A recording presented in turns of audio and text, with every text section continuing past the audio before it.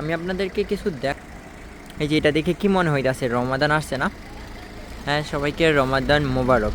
আর ইউকেতে প্রত্যেক বছর এরকমভাবে যখন রমাদান আসে বা ঈদ আসবে এরকমভাবে সাজানো হয়।